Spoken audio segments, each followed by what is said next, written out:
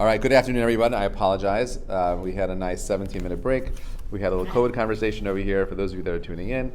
All right, so we are going to try to delve deep into this topic. It's called Da'at et Atzmecha, knowing yourself. Now, these are a bunch of the sources sheets you have. If you're watching this and you want the source sheet, just email me, Reuven, R-E-U-V-E-N, @ejsny.org, and I'm happy to send you the notes. All right.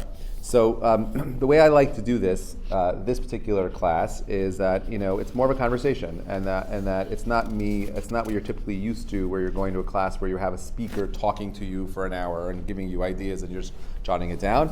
I have sources here. We're going to read the sources together, and we'll see if we can walk away trying to get some more insight and depth. I'm going to try to finish this in one day. It can take a little longer depending on the conversation. There's a lot of information. This is very dense. So let's just jump right in. Okay, what does it mean to be you? To be what? To be you, right? What does it mean to be you? When you think about what you are, right, and you kind of like, you use your mind's eye to think about what it means to be you. Right? Well, what comes to mind? So you think about your memories, you think about the things you like, you think about the things that you don't like, you think about the people that are in your lives. You start you create a picture of, what it means to be you. Now, you'll also be mindful that there's a split. There's like a little bit of a divergence when it comes to you also. There's two parts of you. There's a part of you that wakes up in the morning and says, I want to do 1,000 things today. I got to go to the gym. I got to eat right. I got to do my work, I have deadlines and so on and so forth. But then there's another part of you that says, I really don't want to go anywhere today. I just want to sleep. I want to sit in bed. I want to do a spa day. I want to take a walk in the park. I want to just smell the flowers. I don't want to do anything. So where does those two voices come from? And then the question is, which one's really you? Right? We do this all the time in life. We have a voice that pulls us in one direction. We have another voice that... Yeah, there's all kinds of words that we're going to use, like nefesh elokit, a godly soul, nefesh behimit, a more animalistic soul. We could talk about yetzer hara, an evil inclination, a yetzer tov, a positive inclination. We could talk about all kinds of things. And they're all true. And we use the same things over and over again. Now, I'm not sure if you like to read books, but if you do, there is a great book called The Screw-Tape Letters, written by C.S. Lewis, who was a famous writer. He wrote lots of children's books, and now this book in particular is one of my favorites. C.S. Lewis? What's it called? The Screw-Tape Letters. It's on the sheet. Oh, it's on the sheet. Okay. Yeah, Screw-Tape Letters, Oh, right? The Witch in the Wardrobe. That's right. The Lion, the Witch, and the Wardrobe is famous. That was his famous book that he wrote. They made it. I believe they made it into a movie series and whatever it is. But it was a fun book as a kid. I loved it. He was very much inspired by Tolkien. He became more involved in Catholicism as he got older. But officially, I think he never really converted. But anyway, this book was a book that discusses it goes through a conversation between Screwtape, who's the name of a demon, and his nephew, or a junior, or a beginnerish type of demon named Wormwood. Right? Wormwood is your beautiful, perfect name. Wormwood, these are all devils talking to each other, and the conversation that they're having is, what can we do? He's teaching him how to get people off the righteous path. Right? And it's a brilliant psychological perspective of the inner conversations that we have, in our inner world. So I have a couple of quotes here from the book that I thought were meaningful, and there are a bunch of letters, and we'll read the first one. My dear Wormwood. Okay, Wormwood is such a beautiful name because wormwood is a worm that eats away at the inside of wood. It goes at the rot in the middle. So his name is Wormwood because he's trying to rot your soul on the inside. So he says, my dear Wormwood, this is Uncle Screwtape writing. Okay, he says, be sure that the patient remains completely fixated on politics, arguments, political gossip, and obsessing with the faults of people that they have never met serves as an excellent distraction from advancing in personal virtue, character, and things that patients can't control. Make sure to keep the patient in a constant state of angst, frustration, and general disdain towards the rest of the human race in order to avoid any kind of charity or inner peace from further developing. Ensure that the patient continues to believe that the problem is out there in the broken system rather than recognizing there's a problem within himself. Keep up the good work, Uncle Screwtape. Right? The more often he feels without acting, the less he will be able to ever act. And in the long run, the less he will able to feel. These are such profound, deep ideas. One more. It is far better to make them live in the future, because it's unknown to them, so that making them think about it, we make them think of unrealities. It is the most completely temporal part of time, for the past is frozen and no longer flows, and the present is all lit up with eternal rays. Meaning, so what does that mean? Let's just try to digest a little bit and double click and expand. The way in which your evil inclination, your nefesh behimit, whatever you want to call it, that other part of you, the way it works is by distracting you from doing what you need to do right now. Think about all the things that are bothering you, the things that move you, the things that frustrate you. COVID is a great example of something today that we use I think as a distraction in many ways. But the idea is that you're unable to express your free will in a way which is meaningful because you're so obsessed with these external things. When in reality, the most important thing that we can each do in our day-to-day lives is labriyut. B'vakasha. Don't worry about it. I'm not worried about it. When someone sneezes on the train, everyone's like, So again, there's this inner drive that blocks us from doing the things we're meant to be doing. Now the question is again, what does it mean to be you, right? What does it mean to be you? We know that there's an opposing force within us. We know it. We sense it. He's writing about this fictional character named Screwtape, but it sounds so familiar. Even though this book was written 50 years ago, it sounds so relevant. We're still, this is the same thing that's been going on, I imagine, for thousands of years. That human beings have always struggled with this notion of, what does it mean, God bless you again, what does it mean to be me? So this is one line here, in the second paragraph. He says, the more often he feels without acting, the less he will be able to the less he will be able ever to act. And in the long run, the less he'll be able to feel. When we have to make choices between the heart and the head, how do we make that choice? You feel something in your heart and you know something in your mind. How do you resolve that conflict? So 95% of the time, whenever you find yourself dealing with this battle between the heart and the head, the right answer is always the head and not the heart. This is the opposite of what is said here. No, but you're right, because the opposite is the response to. He's telling him how to get the guy to sin. And I'm telling you how to live a life of virtue and righteousness. Right? Or think of it in the opposite. He's telling this demon how to get people to sin. And I'm telling you how to live a life of virtue. So it's going to be the opposite of that advice. 100%. Everything he's saying here, the opposite is what. He's saying to use your heart. Yeah, he's saying let them just all be emotional, let it be emotive, and let's not live in a world of rational anything. It's all about emotions, and forget about facts, forget about truths, forget about all those things, and just let's live in a world of our feelings. Right? Let's create campuses. It doesn't always work like that. Meaning, it doesn't always work where the mind is sholet. It's supposed to be. You're right. It's supposed. 100%. It totally is. But how many of us are guilty of allowing ourselves to be moved by our emotions and not our mind? Someone says something to you and upsets you. Your initial response is, we don't stop and think about what we're about to do. We react that way, right? And that's what it is. So now there's just two parts to us. There's the impulsive part to us, and then there's the more strategic, cerebral part of who we are. Okay? And this is why, by the way, look at the next source. In Mishnah Perkei Avot, we say, Hu haya omer, im ein, and who said this? Hillel said this. This is Avot Al, the first parak, the first chapter, Mishnah Yodal 14. Hu haya omer, im ein ani li mili, ukshni la atzmi ma'ani, ve'im lo achshav ematai. look at that very carefully. He would say, if I am not for myself, then who is for me? But if I'm not for my own self, then what am I? And if not now, then when? So look, he says, Im ein ani li. Now, the words ani and li, right, are very different. And then you have another word called atzmi.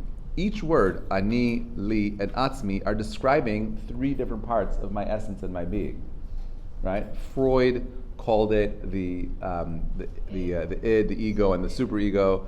We call it the neshama and the guf, the body versus the soul. But there are these different parts of what it means to be me, and we have to recognize that when I think about myself, you should be thinking about yourself as being someone who's being pulled all the time in different directions. And then when you're looking at the circumstance that you find yourself in, well, which part of myself am I using right now to create the response in the circumstance that I'm in right now? You see, to understand yourself means to understand that I am a fragmented person with different parts pulling me in all different kinds of directions. I have an emotional part. How many young people do I speak to that are dating? And they're making terrible mistakes because they're allowing their heart to make decisions for them and not their mind. Or how often do people in relationships where they're not allowing their heart to get involved, and it's only their mind. Our job is to find that balance between these different forces that are pulling us around, and we use the mind to determine what is the right course of action. And we'll speak about what that is more and more clearly as we move on. Rabbi Menachem Mendel of Morgenstern of Kutsk, the Kutzker Rebbe, says, if I am I because I am I, and you are you because you are you, then I am I and you are you. But if I am because you are you and you are you because I am I, then I am not I and you are not you. Meaning, how often do we do things because of the things that the people around us are doing and not what we need to be doing? And how often are we spending time really asking ourselves, well, what does it mean to be me? How many of us have clarity of vision of, well, where do I want to go? What do I want to accomplish? What am I trying to build? What am I doing every single day? Am I just, am I just letting life happen, or am I making life happen? So it says, we say every single morning, Modeh ani, on page 2 right now, on number 4, Modeh ani lefanecha, melech chai v'kayam, shechazarta bi nishmati bechemla rabba emunatecha. Okay? We thank God, what's that?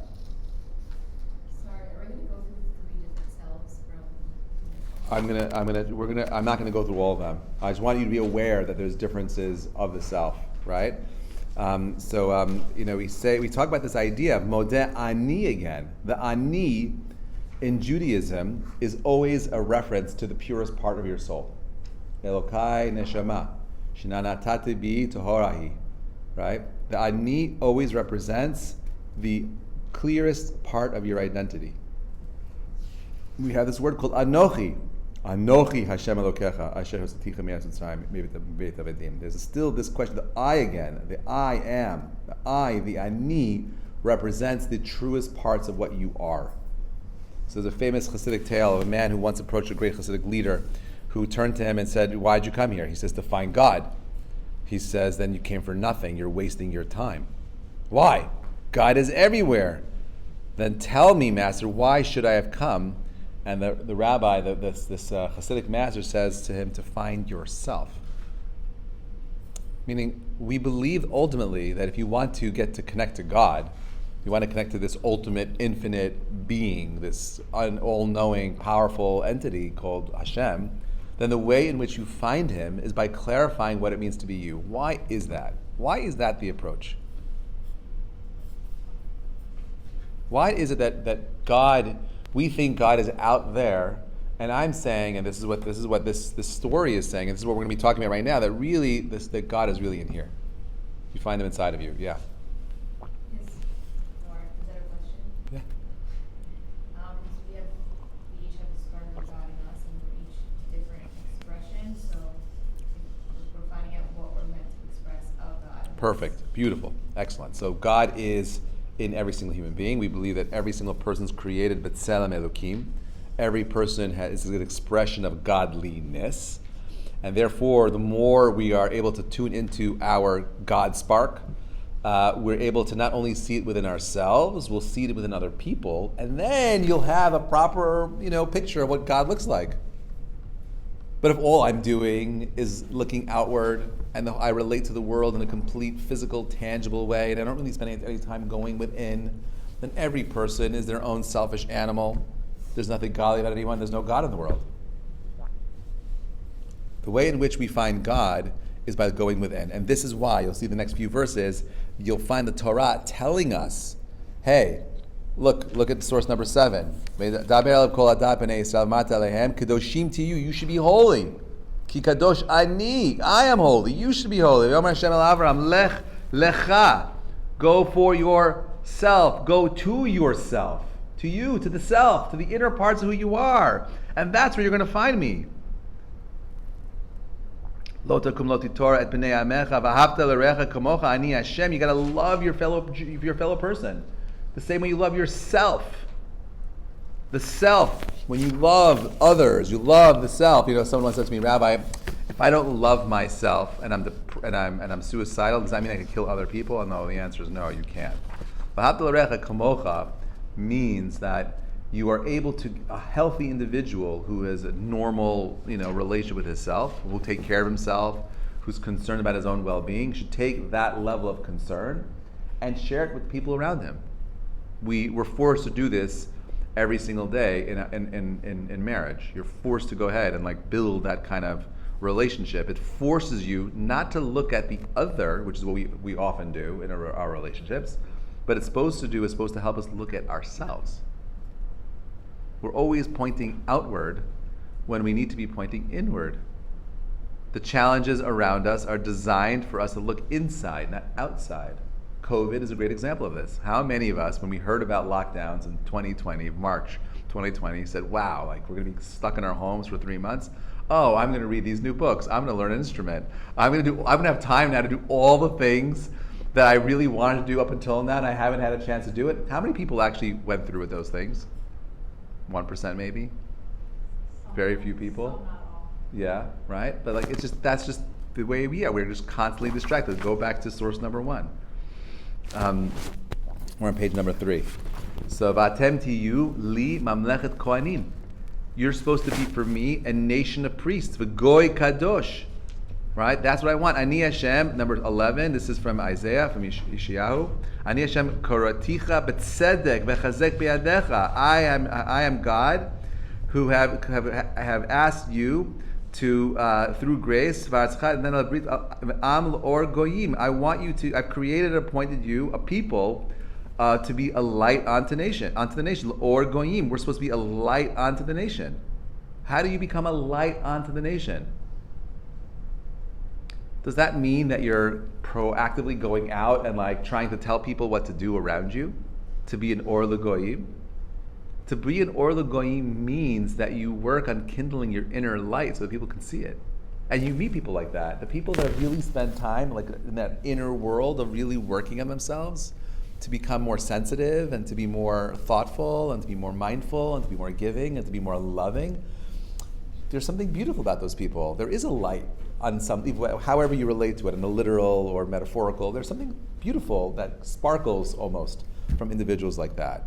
You want to get close to those kinds of people. There's something about them, and this is the task. To be Jewish at its core means, my friends, that you have self-knowledge.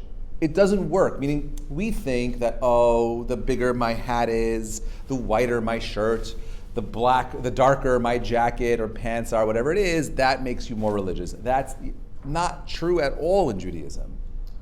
Judaism, go ahead. Reminds me of I don't know the quote verbatim, but the quote, happiness is not a destination. We always need to have something more. It's not a destination. It's because real happiness has nothing to do with external movements. It has to do with internal movements. Simcha, happiness, is in Judaism, at least, the way we define it is what? It's a result. Is the result, but you know what the result, how we measure what that is? Happiness is knowing that you're doing what you're meant to be doing.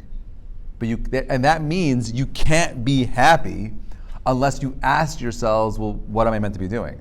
What am I doing? Going to work every day is not doing anything. I mean, it depends on what your work is. I think it's very meaningful, whatever I do. But I've chosen a specific line of work where I can be involved in meeting with people, inspiring people, helping, like that's what I do all day. But like, it's not just being an accountant and working with numbers, or being a lawyer and dealing with people. Like, you can be a good doctor and lawyer, and that could be part of your mission, but there's a greater calling that each of us has, and has to do with being the best version of ourselves.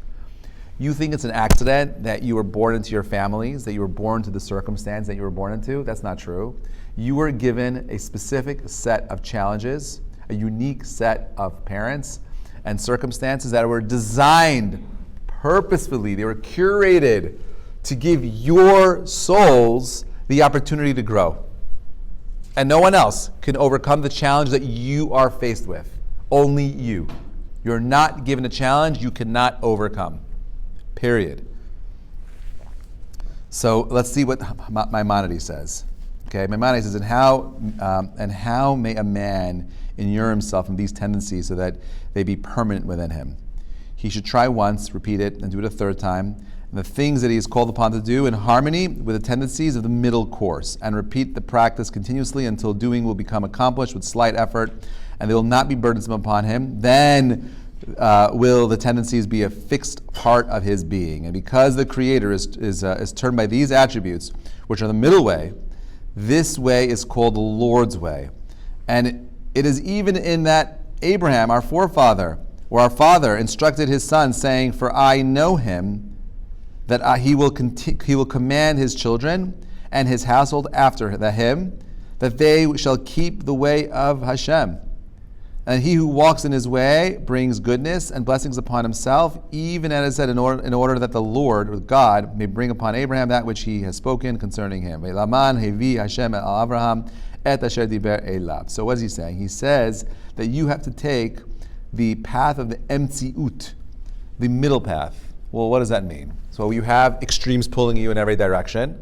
You want to be the person who's always out there giving charity all day, but you also want to be someone who's, taking care of yourself or whatever selfish needs you have. Maimonides is saying that if you want to tap into what it means to be godly, be mindful that everything God does is balanced. That everything that God does is balanced. And I think the greatest metaphor for this, I had this thought, I remember when I was like 20 years old, I used to spend a lot of time walking at the Brooklyn Promenade. And I used to love sitting there looking at the Twin Towers, dreaming how one day I would have an office in that building. And then a couple of years later, it was destroyed. But I would spend a lot of time looking at the harbor and at the Hudson River. And I had this one thought that was like, I carry with me. And the thought was like this: water is a very unique element on planet Earth. Has very unique properties. You see, if the Earth was a half a mile further away from the sun, or a half a mile closer to the sun, there would be no water on planet Earth. We know, because it was too far, half a mile, all ice. Half a mile closer, all gas. It's perfectly set up to be exactly where it is, so that we can have this thing called water, which is the building block of all life that we know. You cannot have life without water. It's the building block of all life. Now, what is water? Water is about Emtziut. In one middleness, in that middle ground, and it brings life. In one extreme, it's ice, no water, right? In the other extreme, it's gas, doesn't bring life. It's about that middle path. It exists to bring life. As a reminder to us, the life-giving force, the thing that brings food into the world, that feeds everything on planet Earth. Without water, everything would die. Your fruits, your vegetables, your animals, everything, that this place would just be a rock. Water is what brings life into the world. As a constant reminder, my friends, I believe that our job is to find that middle path. Don't be too extreme. Don't be hot-headed. Don't be too cold. Find that middle place. Find that balance. That balance of you, when you think about your own nature. I'm not asking you to become a robot and ignore one side of who you are. I'm not saying ignore the parts that make you special. All I'm saying is that there is a spectrum of what it means to be you. Find that middle path. And then build on that. Build on it. Don't just be, right? Create a reality where you're continuously growing and growing and growing and growing. So it's important to speak about Abraham because we spoke about him, we brought him down, and let's just double click on, see if we can get anything more out of Abraham. So Avraham Avinu is regarded as one of the most influential people of all history. Okay, the world's 3 largest monotheistic religions are all based on Avraham's teachings. Okay, there are over 3 billion people in the modern world that cite Abraham as the father of their religion. Okay, that's tremendous, right? That's huge, right? Half the population of the planet today, 2021, believe that Avraham Avinu is the father of their faith, right? So what did he do? What made Abraham special? How is he so different than every other philosophical teacher? How is he different than Aristotle? What made him so unique that his teachings are still being practiced today? I could give you a class for a month just on Abraham. His backstory is brilliant, okay? And the Midrashim do a really good job at kind of like filling in all the gaps. But we know that his name was Avraham ha-Ivri, right? What does the word Ivri mean? So look at Rashi. Rashi says, Ivri shaba mi'ever ha'nahar. It means that he's the one that came from the other side of the river, right? The other side of the Euphrates. He was from Iraq. He came in alone, right? With his own ideas. But look what the Midrash says. He says that Avraham the Ivri, Rabbi Yehuda said, this teaches us that the entire world was on one side and Abraham was on the other side. That means he took a position that was not popular. And regardless of what popular opinion may have thought or said, he didn't care. I'm going to stand my ground. These are my beliefs no matter what. He's the Ivri, the guy on the other side of the river. He was alone and the whole planet was against him. The whole world thought he was absolutely insane. How could you not believe in the pantheon of gods that lived and that created the universe around us? Now, I gave you a little homework. Okay, I like giving homework. I don't know. So, questions for your homework. Exercise number 1. We have several of these in this part. What does your society value more, entertainment or human dignity? Give me 3 proofs for it. Do this later for yourselves, not right now. Okay, I'm telling you, this will give you clarity. Okay, is exploitation of women justified to sell products? It drives me crazy every single time I walk through Times Square and you see a woman who's like, or walk down the street over here. It's all over Manhattan. Is that the right hashkafa to have as a society? Is that the right? Those are right ideas that we should be using and spreading things. Like, where do we draw the line of these things? Does the value of pluralism, I am okay, you're okay, make it difficult for you to develop and assert clear values? I mean, you could do that because that's a long conversation. Is a girl in high school looked down upon for covering her body? Will I be condemned or approved by others if I claim I know what I know to be absolutely true at the expense of somebody else's truth? Are you aware of what the values of your society are? Think about it. If we're going to try to get to know who we are, then you have to know a little bit about the society that you're coming from, because we're a product of our societies. We're a product of the environment that we grew up in. I would be a very different kind of kid if I was born in Iraq. I'd be a very different kind of kid if I was born in the former Soviet Union. I'd be a very different kind of kid if I was born, in Israel. And therefore, I am who I am because very much so. And I'd be very different if I was born in California versus being born in New York, right? I am who I am because of my society. But do I know and understand my society, and am I willing to question the values of my society? Abraham sees an old lady worshiping an idol. He says, "What are you doing? You're crazy." To be Jewish means not being afraid to take a position that is not popular. It means being able to articulate your position and being firm in that. It doesn't mean being stubborn. It means having clarity, using the intellect. It means being open to conversation. It means being able to express your ideas. But that doesn't happen unless you ask and know yourself and understand the society and the community that you're living in. Why should Avram's clarifications of the truth give him the strength to challenge authority? Why should this information transform him? Think about it. If we're looking for what we call emet, we're looking for something called truth, right? Why does truth give him that kind of courage? Look at number 16. That's the question. Why should Avram's clarification of the truth give him the strength to challenge authority? He stands up to the king Nimrod, who threatens to kill him, and then executes him, and he survives. Right? What is it about truth that gives you that kind of power? So there's a midrash. Look at number 17. Rabbi Yitzchak said, there was once a person traveling from place to place who saw a palace that was burning. He wondered, is it conceivable that this palace has no one in charge of it? Thereupon the owner of the palace appeared to him and said, I am the master of this palace. Similarly, because Abraham, our forefather, wondered, is it conceivable that this world has no one in charge of it? The Holy and Blessed be He appeared to him and said, I am the master of the world. Okay? Now, this midrash is a powerful midrash, and it's expressed a little bit better in this great book written by Rabbi Jeremy Kagan called The Jewish Self. It's not an easy book to read. It's very dense, but it's a very, very, very good at kind of giving you the clarity and the strength to think through what it means to be you. So he says like this. He says, why does the midrash compare the world to a burning castle? The midrash says that Abraham finds a castle that's on fire. And why should its burning lead Abraham to the conviction that the world must have a master? Burning connotes destruction. Abraham looked around to the world and so everything either dies or is destroyed. People grow old and die, as do trees and animals. Mountains, continents, and stars eventually wear down and burn out. Nothing is permanent. He saw on the one hand his body aging towards death, though that aspect of himself which was accessible to Abraham's senses, his body, was mortal. That which he knew in its essence, his self, was experienced as a meaningful was meaningful and infinite.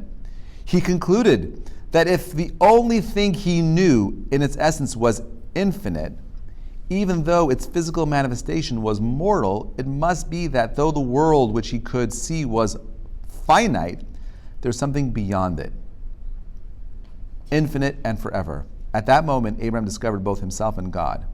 Therefore, the Midrash states that Abraham learned Torah from himself, from his root awareness of self, which contradicted the culture and philosophy of his times. Abraham built his vision of the world from himself. That kind of clarity. So how do you get that kind of clarity? You gotta, I've said this, I use this line all the time, and it's definitely, I think, quote-worthy. The quality of your life is often an expression of the quality of the questions that you ask. Right? Should I say that again? The quality of your life is an expression of the quality of the questions that you ask. And therefore, the more profound you're able to question, the more deeply you're able to ask, the more deeply your life and meaningful your life will be. Right? That's what it is. We're meant to question. Don't just take things at face value. Fight back. Like the whole process of learning Gemara is not just about sitting there and just taking whatever's being said. Why is that the halacha? Why do we learn it like that? It was the rabbi, congregant relationship was never about rabbi tell me what to do. The relationship was supposed to be about you have this information. Let's challenge each other. Let's see who can express a greater truth. Right? The rabbi's job was to help clarify, not to tell. That's abdicating. That's giving over the keys to the car. I don't trust anybody. I teach this to my children. Don't trust anybody, especially not the rabbis. Right? Don't trust anybody. Your job as a student is to question everyone. Once you just trust blindly anyone, you are no longer thinking. And to be a Jew, to be an Avraham Ivri, to be a descendant of the most powerful man in the world, what made him so unique is that he was a person that asked the best questions. And it wasn't just asking a question and then ignoring it. Oh, I asked the question, but okay, I forgot about the answer. It was building on it. It was being relentless about trying to find truth. How many of us spend time figuring out what our truths are? But we get so distracted again by the outside world that we don't ask the question anymore. We stop asking questions. And that's a sad thing. Never stop asking questions. Okay, we have a little bit more here. Rabbi Azriel Tauber, he says like this: God chose Abraham because he was the first one to realize that the world was created for him. Bishvili nivra ha'olam. Abraham realized the world was created for him. Noah, Shem, and all the sages and the righteous people of the earlier generations unanimously recognized the existence of God. They believed that he was the first and the only supreme being and the creator of all the worlds, but they never thought that God's satisfaction in all his grand creation comes from the lowly man here in the physical world. That everything, my friends, that we see around us, all the beauty, everything that wonderful that the world has to offer, was created and designed for you. When you walk in Central Park and you see the beautiful trees and the birds, all of that was created for you. Do you think about that? Are you aware that everything around you is designed to make you happy? The ancients did not lack emunah in their creator, faith in their creator. What they lacked was emunah in themselves. Do you believe in you? Who they are and what they can accomplish. This is the train of thought that led to the world's decline. People took the attitude that it was improper for the lofty and the almighty creator of the world to concern himself with humans. They formed of material substance who live in this lowly world. This deteriorated into the belief that the creator was uninvolved in what happens in our world, that he gave the world over to the rule of the astrological influences of the stars and the planets. People began to think that man was incapable of changing anything, that he was controlled by the zodiac. Confusion increased until mankind began actually worshiping the stars and planets. Abraham Avinu's situation made it almost impossible for him to choose the good, born to a heathen terach. He lived in a house filled with idols and was raised in the collapse of idolatry. He had every reason in the world not to choose the good. But, thanks to his profound insight, I'd say, and questioning, he discovered creation's awesome secret. The world was created for man. Man has free choice. He acts as an independent agent. Thus, he can rectify the world or, God forbid, ruin it. Abraham believed in his potential with all of his heart. He believed that God is just waiting for the person who will come along and discover that man is the focus of creation. Abraham succeeded in his mission. He became the father of the eternal nation that will bring the world to its final rectification. Our job is to remind humanity that they're special. And maybe anti-Semitism is in reaction to us failing at our mission statement. When we're so consumed with money and power and politics, our neighboring, goyim are like, that's not what it means to be Jewish. You're a faker. You're a fraud. And that creates all kinds of negative thoughts. Anti-Semitism is on the rise, right? And I believe it has a little bit to do with the fact that we kind of lost our way. We're no longer as private when it comes to showing off our wealth, our success. We're very boastful about all of our accomplishments. And it's like this catch-22. On the one hand, we need to do it because we want Jews to remember that we're no longer living in the ghettos and that we've overcome that old notion of the weak and broken Jew, and instead he's this wonderful, powerful individual. But the whole purpose wasn't for you to gain power and wealth. The whole purpose of everything that we do as Jews, the intelligence, the power, the money, was all there to help us create a reality where we teach the world to become better individuals, where we remind them that the world is created for them, that they're special, there's a mission, that we shouldn't be happy with only 3 billion people on planet Earth believing in a monotheistic God. It should be 7 billion people. Exercise number 2. If we look at the world the way Abraham did, what will we conclude? Right? Observing nature and objects' form reveals its function. For example, the sun is designed in an ideal way and positioned precisely in the universe so that it casts rays at a distance of 90 million miles from the Earth, enabling life to exist here. Man was designed with the awareness to conceive of that. And even the sun is a mere speck in the universe. Why is the sun and man himself designed with such precision? The universe is like a finely tuned clock. Our solar system, if anything was off balance, any planet shifted a little bit, that would have massive ramifications of what life looked like on planet Earth. Why is it so perfect? What is the purpose of the design featuring apparent throughout the nature? Why is everything so fine-tuned? What is it there to teach you? What are you supposed to learn from all of that? I'm going to argue it's designed to do several things. One is to make sure that you're happy. And more importantly, to make sure that God has spent time crafting a perfect environment for you to exercise your free will. He created a perfect environment for you to recognize, my friends, that you are chashuv. You're important. You're more important than you can believe. Right? They say that the day that you were born was the day that God said that the world could no longer exist without you. Right? Do you believe it? Every birthday. Do you believe it? Yeah. Okay, good. All right, so the Nativot Shalom says like this: no two people have been created alike. From the time the world was created until now, no one can fulfill the mission that the friend is intended to fulfill. That is, each person has a mission and calling which he or she must achieve in his or her life. This includes the specific purpose that he or she came into the world to fulfill. God sets up each individual's life with specific circumstances and conditions necessary to fulfill this purpose, to achieve his unique mission and calling. All the conditions of a person's life, whether physical or spiritual, the good as well as the bad, are granted to him in order to fulfill his unique purpose in this world. Only with these specific conditions can a person fulfill his calling. Without them, he would not be able to do so. And since each person has his own specific purpose and calling, the conditions of each person's life differ from one another. One person has an easy life, and another has a more difficult life. This is the meaning of go from your land. Lech lecha me'aretzech u'nadicha, right? Go for yourself towards your mission and the perfection of your soul. Okay? Did you ever stand up for something? And if so, what value did you feel you were fighting for? What have you fought for in your lives? What have you got up and screamed about? What are you passionate about? What are you ready to go out and go to war for? Imagine for the moment that you had a personal trainer to help you live each moment with this value. Would your life be different?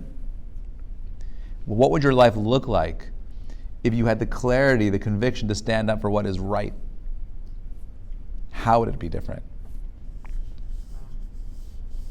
I hope you're going to take this back and go through it again on your own and reread through these points because they're very deep. And they require, it's not like, this is not a class. If you want to understand the self, you have to be willing to put the work into unraveling the self. Okay, Rabbi Kiva Tats, don't allow the title to take away from the depth of the book. The Jewish Teenager's Guide to Life is actually brilliant. I recommend it to all adults. You should definitely read the book if you haven't read it. It's fascinating. In order to begin the path of genuine self-development, you must learn to reject the mode of today's culture, which sees the world as existing to serve the individual's self-interest. Instead, you must look beyond yourself. You must be able to see yourself as a part of a greater context. If you cannot really give of yourself to anyone or anything else, you will forever be alone in your underdeveloped smallness. When you have begun to resolve the conflict of living as a part of a greater reality, and yet in the greater expanded reality, discover your own individual uniqueness, you have begun to walk along the road that leads to real maturity and real greatness. So there are two phases. First, strive to discover your uniqueness. What is essential part of the world is yours to build, right? What's your unique mission? This question is critically important. A life spent pursuing some unrealistic and inappropriate goal of life is wasted, and worse, it damages the entire world.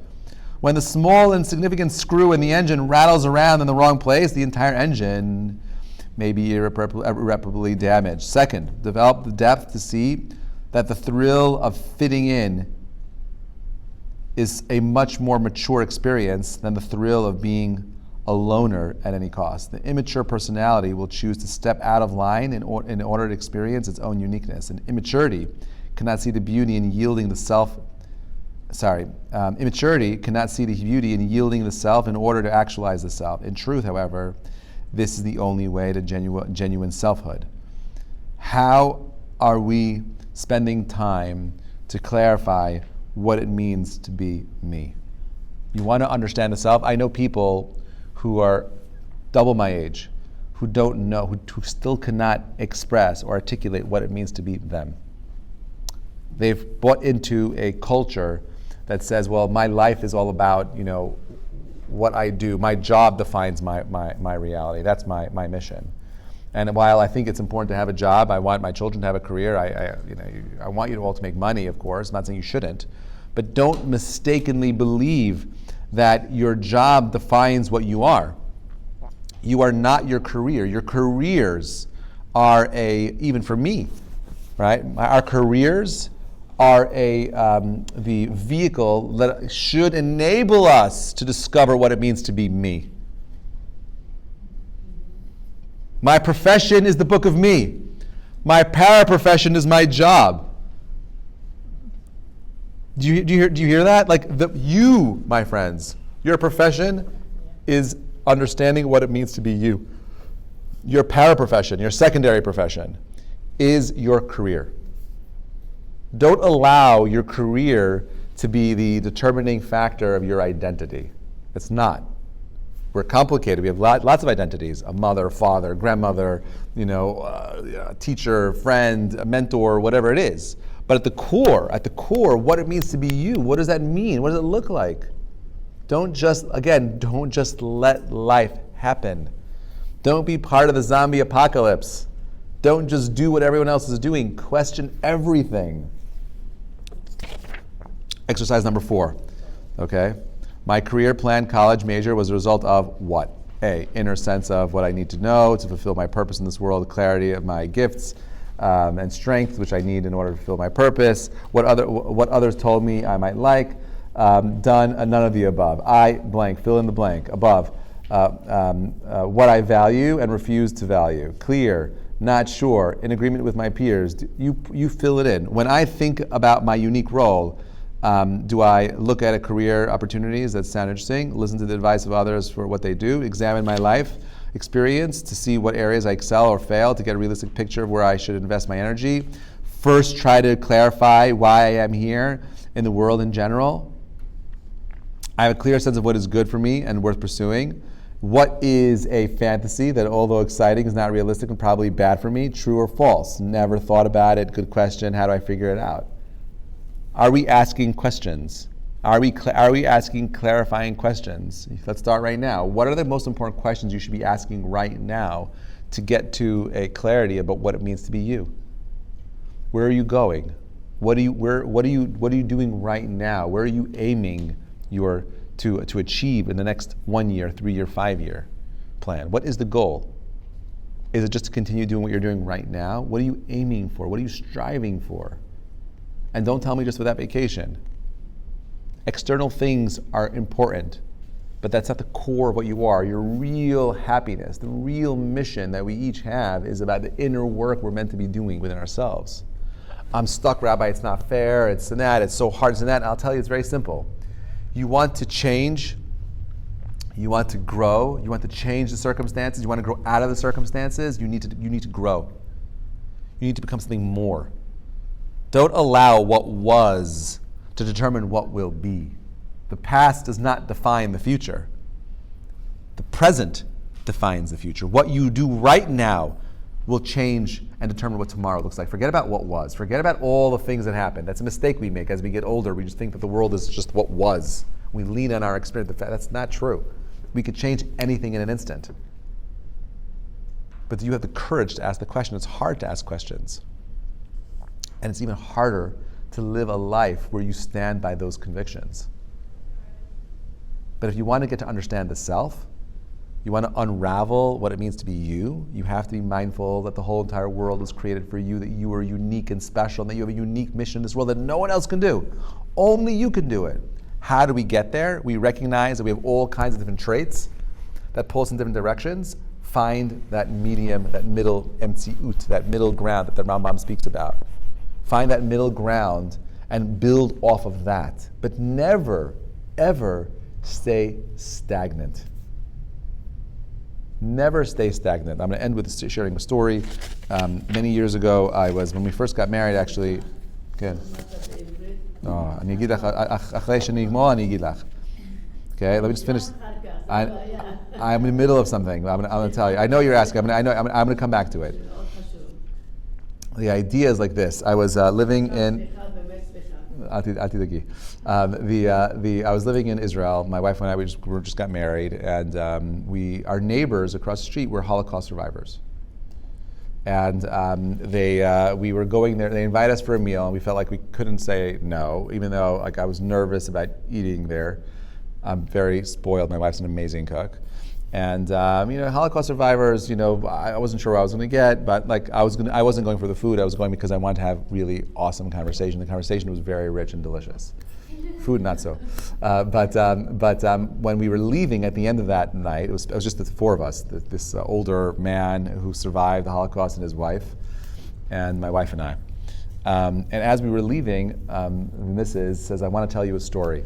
It's a very deep story that I carry with me." She's like this to me. She says, I'll never forget the night that the Germans came into our town in Germany. My father was a rabbi of a small little village. It was Friday night. It was the middle of our Shabbat meal, right when we were eating the fish, right, at the end of that part of the course. And we got a knock on our door, and these German soldiers opened the door. They pull my father out of the house. They push him down to his knees. They cut up his beard, cut up his peyot, this and that. Now, he was screaming, but he wasn't crying and screaming because of what they did to him. They were holding him down because right across the street from the house was the synagogue. And he was watching in horror as these SS soldiers were walking into this shul and tearing apart the synagogue and pulling out the Sifrei Torah from the ark. They brought them all out, put them on the street, opened them up, and rolled them down the street and set them on fire. And they let him go. And that was their experience. He went back into the house. They continued the meal. They continued the rest of the Shabbat as if it was a normal Shabbat, but their lives were forever changed in that moment. What's that? What are you going to do? And Sunday, right after Shabbat, he takes his daughter. This is this woman who's telling me the story. Takes me to the river. He said, "I want to teach you something. I want to show you something." They go into the river. And he says, "I want you to look at the river. See, the river is always flowing, right? Now, when you're fishing, right, how are you going to find the fish? The fish that are flowing against the stream are the ones that are living. And the fish that are flowing with the stream are dead. I want you to think about that. He says, she's like, "I'm sending you to France." From France, she got to America, and that's how she got out of the war. She's the only survivor of her whole entire family. But she wanted me to remember this message: that fish that are alive are always swimming against the current. When you see a fish that's flowing with the current, he's dead. And it's such a powerful visualization for me, at least, because I think of it in terms of our lives. If you're just going with the flow and there's no struggle, question how deeply you are living, how meaningful your life is. But when you have that adversity, that struggle, the constant push, and that you're pushing against, there's that tension, that is where life comes from. That is life. We're not meant to live in a life of a struggle-free environment. We're meant to live a life of challenge. So how do you figure out the self? Well, you have a lot of homework to do. God willing, we'll continue the conversation next Wednesday. Thank you so much for coming, everybody. May God bless you with the clarity of the recognition that you, my friends, are a nuclear spiritual power plant of infinite potential, and only you could bring out that potential in the world. Shabbat shalom, everybody. Thank you so much.